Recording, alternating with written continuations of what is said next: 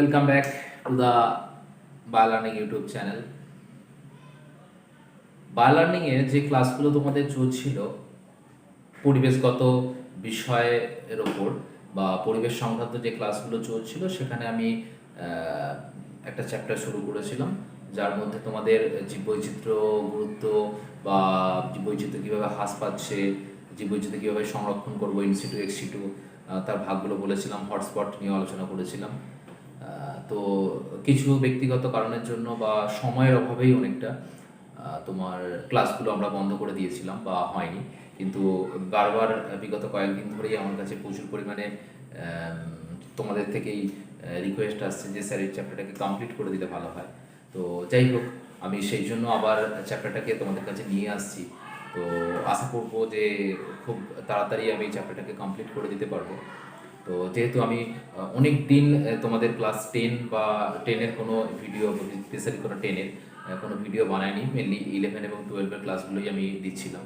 তো যেহেতু তোমরা বারবার বলছো, তার জন্য আমি আবার তোমাদের ভিডিওটা বানাতে শুরু করলাম। তো আশা করি সবাই ভালো আছো, সবাই সুস্থ আছো। তো আজকে আমরা যে বিষয়টা নিয়ে আলোচনা করব সেটা হচ্ছে, এটা খুব বড় কোশ্চেন হিসাবে প্রায়ই আমাদের দেখতে পাওয়া যায়, কারণ ক্লাস 10-এর যদি আমরা কোশ্চেন বা প্রশ্নগুলো একটু দেখি, তাহলে শেষ চ্যাপ্টার মানে 5 নম্বর চ্যাপ্টার থেকে আমরা দুটো বড় কোশ্চেন পাবো, মানে দুটো 5 নম্বরের কোশ্চেন পাবো। সেখানে হামেশাই একটা কোশ্চেন দেখতে পাওয়া যায় বা অল্টারনেট ইয়ারে প্রায়ই আসে, সেটা হচ্ছে সুন্দরবনের পরিবেশগত সমস্যাগুলি আলোচনা করো। তো এই কোশ্চেনটা কিন্তু আমাদের প্রায়ই আসে এবং একটা গুরুত্বপূর্ণ প্রশ্ন, তো খুবই সোজা এবং গুরুত্বপূর্ণ প্রশ্ন। তো সেই বিষয়টা নিয়ে আমি আজকে তোমাদের সাথে আলোচনা করব বা তোমাদেরকে বোঝানোর চেষ্টা করব যে এই বিষয়টা আসলে কি বা কিভাবে লিখতে। তো চলো আমরা শুরু করি আমাদের আজকের ক্লাস, যেটা হচ্ছে আমাদের বিষয় বা আজকের আমাদের টপিক যেটা, সেটা হচ্ছে সুন্দরবনের পরিবেশগত সমস্যা। তো প্রথমেই দেখো, সুন্দরবনের পরিবেশগত সমস্যা বলতে যাওয়ার আগে আমরা সুন্দরবন সম্পর্কে যদি একটু ধারণা নিয়ে নিই। না, আমরা সুন্দরবন কি জানি না, সমুদ্র উপকূলবর্তী গাঙ্গেয় বদ্বীপ অঞ্চল। তাহলে সুন্দরবন কি না, সমুদ্র উপকূলবর্তী। সুন্দরবন হলো সমুদ্র উপকূলবর্তী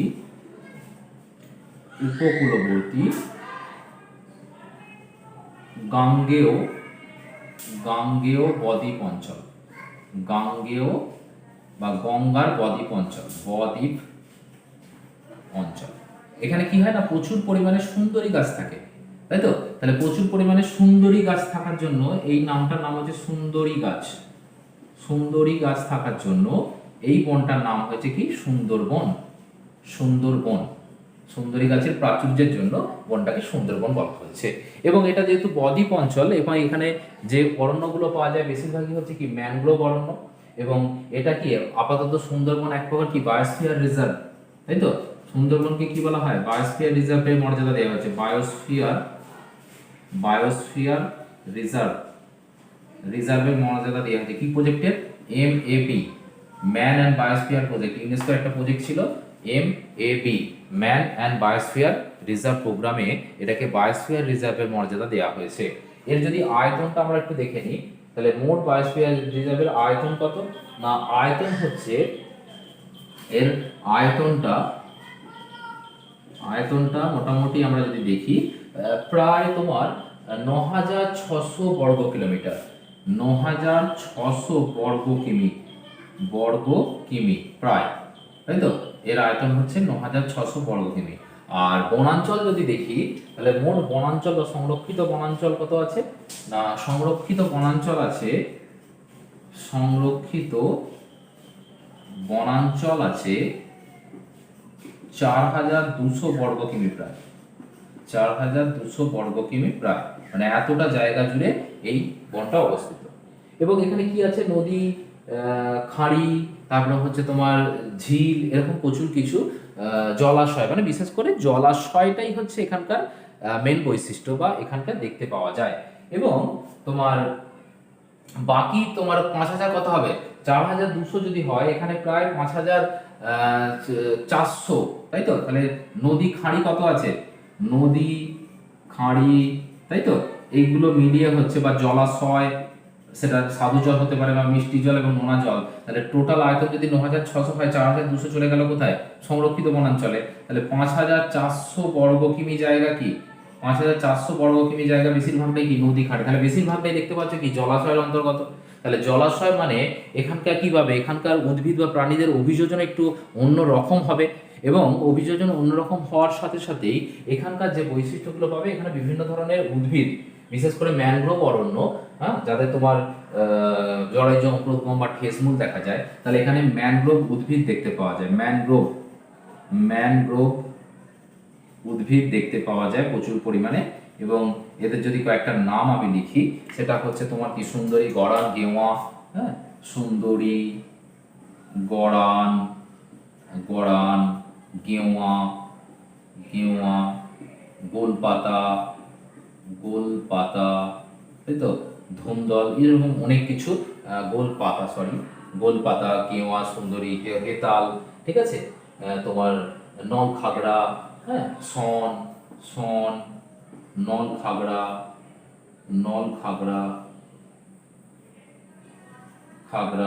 ধুমদল, হ্যাঁ, এরকম ইত্যাদি ইত্যাদি ইত্যাদিতে অনেক গাছ এখানে দেখতে পাওয়া যায়। এখানে গাছগুলোর বিশেষ কি বৈশিষ্ট্য থাকে না, এটা ম্যানগ্রোভ উদ্ভিদ, তাহলে এখানকার গাছগুলো থাকবে হচ্ছে শ্বাসমূল থাকে, আর কি থাকে, ঠেসমূল থাকে, আর কি দেখতে পাওয়া যায়, জরায়ুজ অঙ্কুরোদ্গম দেখতে পাওয়া যায়, অঙ্কুরোদ্গম।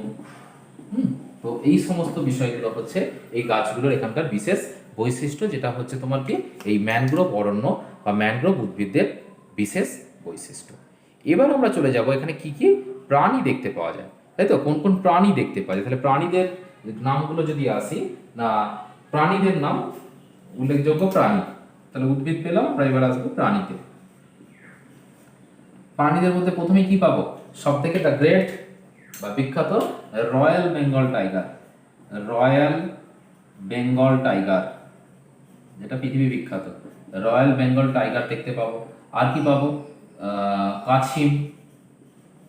কাছিম দেখতে পাবো। তারপরে আর কি পাবো, কুমির দেখতে পাবো, তাই তো, কুমির দেখতে পাবো।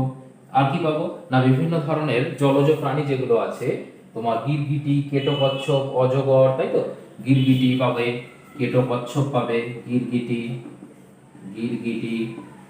কেটকচ্ছপ, হ্যাঁ। তারপর হচ্ছে তোমার আরো বিভিন্ন ধরনের পাখি টাকি পাবে, তাই তো, মেছো হাঁস, মাছরাঙা পাখি, নীলগিরি,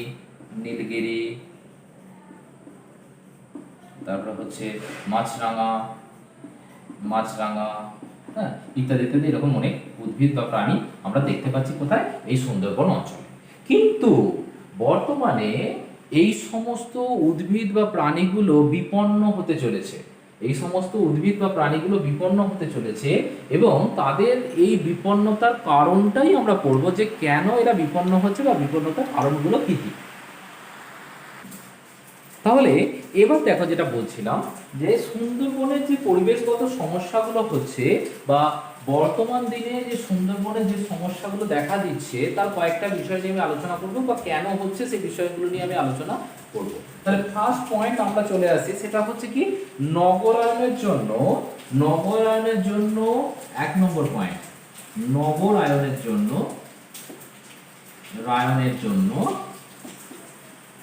লবণাম্বু উদ্ভিদ ধ্বংস, তাহলে নগরায়নের জন্য লবণাম্বু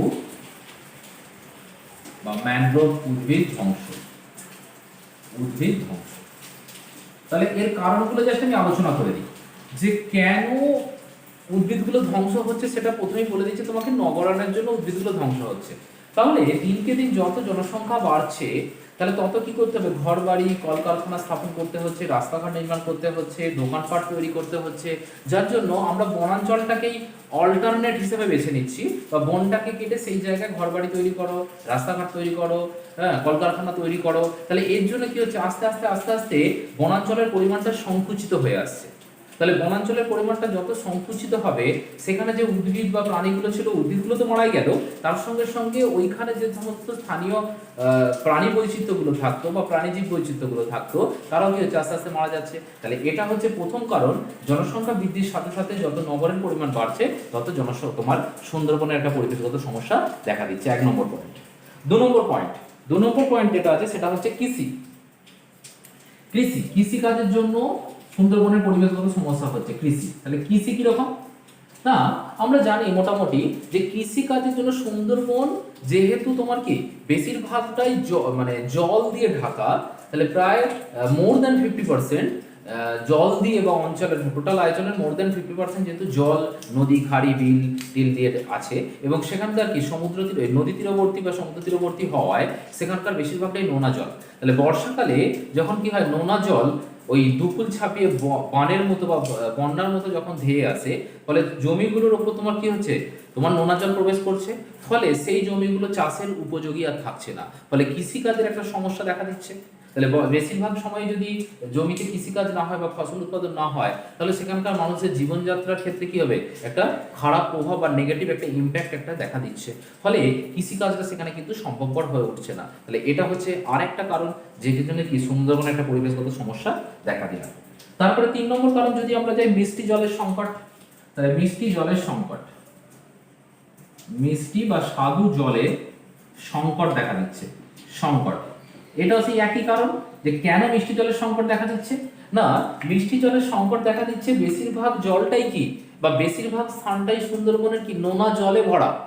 তাহলে সেখান থেকে ভূগর্ভস্থ যে জলটা থাকবে তার মধ্যে কি থাকবে, লবণের একটা পরিমাণ বা আধিক্য বেশি থাকবে, ফলে পানযোগ্য যে জল যেটা মিষ্টি জল বা স্বাদু জল হওয়া উচিত, সেখানে কিন্তু একটা কোনো রকম ভাবে একটা সমস্যা তৈরি হচ্ছে, যার জন্য কি হচ্ছে, মিষ্টি জল পাচ্ছে না, সেটা না কৃষিকাজের জন্য না তোমার পানযোগ্য জলের জন্য, ফলে মিষ্টি জলের সংকট দেখা দিচ্ছে। এছাড়াও যদিও কিছু কিছু মিষ্টি জল বা স্বাদু জলের স্থান আছে বা পুকুর বা নদী আছে, কিন্তু সেখানে কি হচ্ছে, যখন বন্যা হচ্ছে বা যখন বৃষ্টি হচ্ছে, ঝড় হচ্ছে, তখন কি হচ্ছে, নোনা জলটা উপচে গিয়ে তোমার ওই মিষ্টি জলের সাথে মিশে যাচ্ছে, ফলে জলটাও কি হয়ে যাচ্ছে, তোমার নোনা জলে রূপান্তরিত হচ্ছে বা লবণের পরিমাণ বেড়ে যাচ্ছে, যেটা কি পানযোগ্য বা ব্যবহারযোগ্য আর থাকছে না, ফলে মিষ্টি জলের সমস্যা একটা তো থাকছেই, এটা একটা কারণ।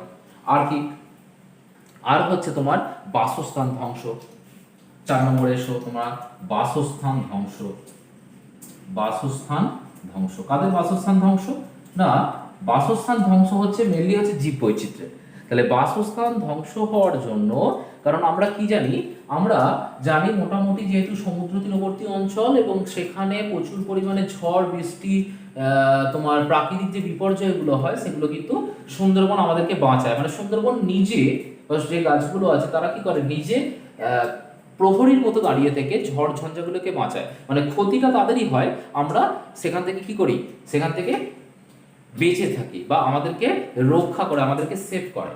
তো এই সুন্দরবন এবং বিগত কয়েকদিন আগেই আমাদের পশ্চিমবঙ্গের ওপর দিয়ে আমরা দেখেছি যে একটা বিধ্বংসী ঝড় বয়ে গেছে, যেটা হচ্ছে আমফান, এবং যার প্রভাবে কি হচ্ছে, সুন্দরবনের অনেকটা জায়গায় কিন্তু নষ্ট হয়ে গেছে বা সুন্দরী গাছ বা জীববৈচিত্র্য অনেক কিন্তু হ্রাস পেয়েছে, কারণ ওই অংশের মধ্যে দিয়ে ঝড়টা যাওয়ার ফলে, তার একটা তাণ্ডব লীলার ফলে, তো সেখানে কি হয়েছে, জীববৈচিত্র্য হ্রাস পেয়েছে। তাহলে এইভাবে ঝড় ঝঞ্ঝার ফলে আমাদের আস্তে আস্তে জীববৈচিত্র্য হ্রাস পাচ্ছে, এবং শুধু তাই নয়, ওখানকার যে স্থানীয় মানুষজন থেকে শুরু করে বা স্থানীয় জীববৈচিত্র্য থেকে শুরু করে সবাই কিন্তু ক্ষতিগ্রস্ত হচ্ছে।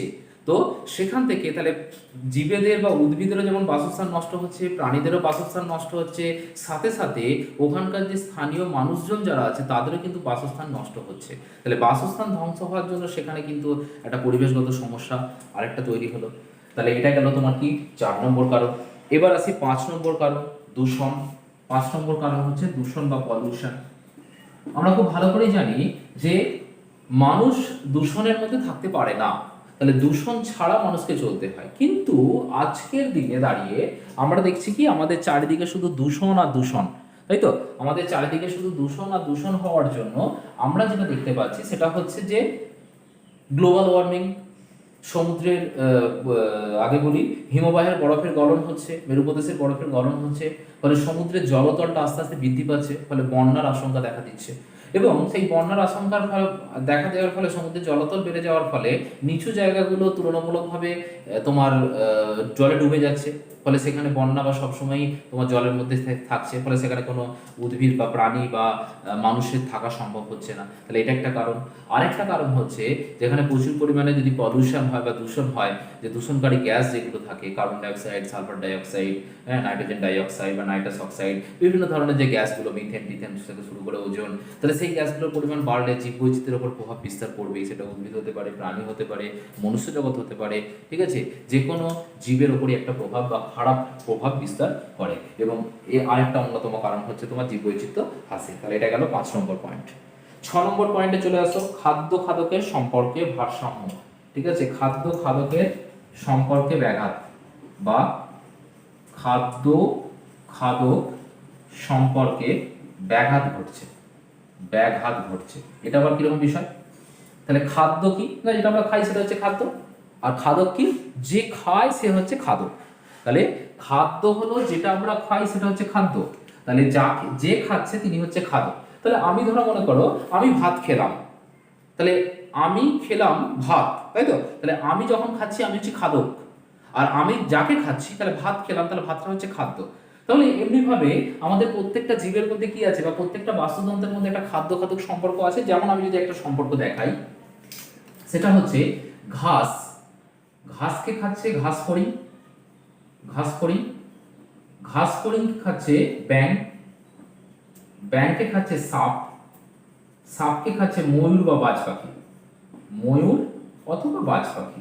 তাহলে এই হচ্ছে একটা কি, এটা একটা সম্পর্ক যেটাকে বলা হয় কি খাদ্য শৃঙ্খল, যেটা তোমরা ক্লাস 9 এ পড়েছো অলরেডি, খাদ্য শৃঙ্খল বা ফুড চেন।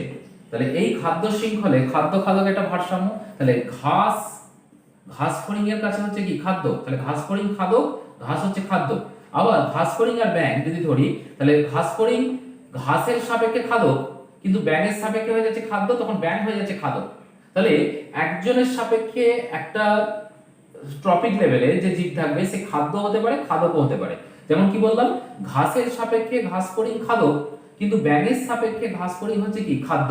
তাহলে খাদ্য খাদক সম্পর্কের মধ্য দিয়ে আমাদের এই চেনটা চলতে থাকছে বা এই সম্পর্কগুলো চলতে থাকছে, কারণ বাস্তুতন্ত্রের প্রত্যেকটা জীব খাদ্যের জন্য একে অপরের উপর নির্ভরশীল। তাহলে এই নির্ভরশীল প্রক্রিয়ায় ব্যাঘাত ঘটলে তখন কি হবে, জীববৈচিত্র্য হ্রাসের একটা সম্ভাবনা।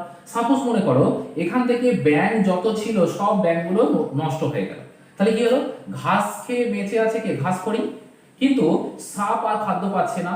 তাহলে এই খাদ্য শৃঙ্খলটাই খাদ্য পাচ্ছে না, অন্য কোনো খাদ্য শৃঙ্খল থেকে পেতে পারে, কিন্তু একটা জায়গায় তো হ্যাম্পার হলো।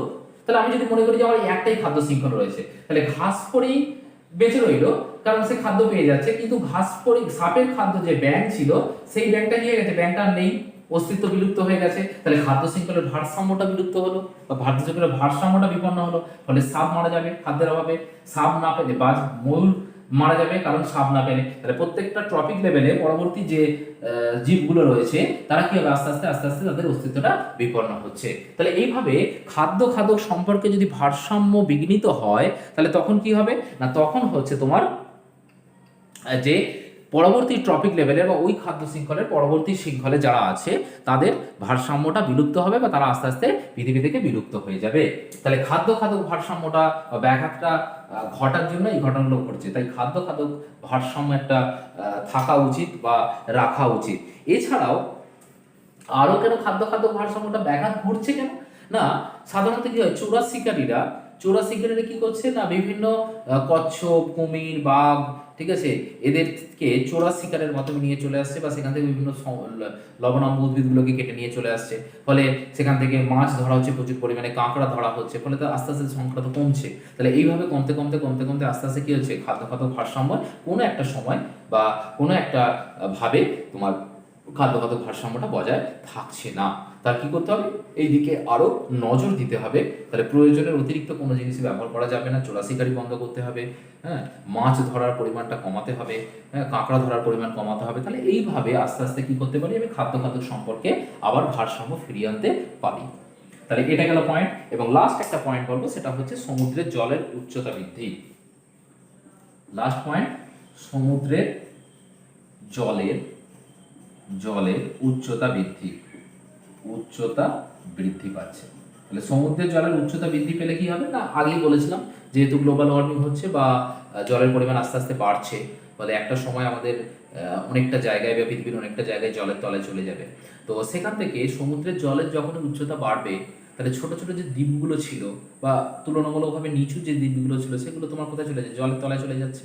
জলের উচ্চতা যত বাড়বে সেগুলো নিচের দিকে চলে গেল, তুলনামূলকভাবে ওপরের দিকে ছাড়াতে তারা রয়ে গেল, তাহলে সেই পরিমাণটা খুবই কম। ফলে কি হচ্ছে না ফলস্বরূপ ওই স্থানে যে জীববৈচিত্র্যগুলো ছিল, স্থানীয় মানুষ থেকে শুরু করে সমস্ত ধরনের জীববৈচিত্র্য যারা ছিল, সেটা উদ্ভিদ হতে পারে, প্রাণী হতে পারে, হয়তো কিছু উদ্ভিদ বেঁচে যায়, বড় বড় উদ্ভিদগুলো, কিন্তু বেশিরভাগ প্রাণী তাদের বাসস্থান হারালো, তাদের সাধারণ মানুষরা তাদের বাসস্থান হারালো, জীবিকা নির্বাহের যে পদ্ধতিগুলো ছিল সেগুলো হারালো। তাহলে ফলে কি হচ্ছে, যত জলতল বাড়বে ওখানকার স্থানীয় জীববৈচিত্র্য বা স্থানীয় মানুষ তারা বিপন্ন হওয়ার দিকে আগাবে বা বিপন্নতার মুখে পড়বে। তো এই সমস্ত কারণগুলোর উপর ভিত্তি করে আমি বলতে পারি যে সুন্দরবন এখন একটা পরিবেশগত সমস্যার মধ্য দিয়ে চলছে, এবং এইটাকে যদি দ্রুত আহ, স্বাভাবিক না করা যায়, তাহলে একটা সময় কি হবে না, এর প্রভাবটা, এই সমস্যাটা আরো বাড়বে, বই কমবে না। তাহলে পরীক্ষার খাতায় তোমাদের এইটা পড়ে পরীক্ষায় যে সুন্দরবনের পরিবেশগত সমস্যাগুলি লেখো। তোমরা শুধু আগের যে বিষয়টা বললাম, ইন্ট্রোডাকশন পার্টটা আমি বলেছি, সেটা লেখার দরকার নেই, শুধুমাত্র এই 7টা পয়েন্ট লিখলে, বা তোমরা এর থেকে বেশি পয়েন্টও লিখতে পারো যদি সেটা রিলেটেড হয়। তো এই পয়েন্টগুলো লিখবে, প্রত্যেকটা পয়েন্টের যেগুলো আমি বোঝালাম এগুলো তোমরা তোমাদের টেক্সট বই থেকে পেয়ে যাবে।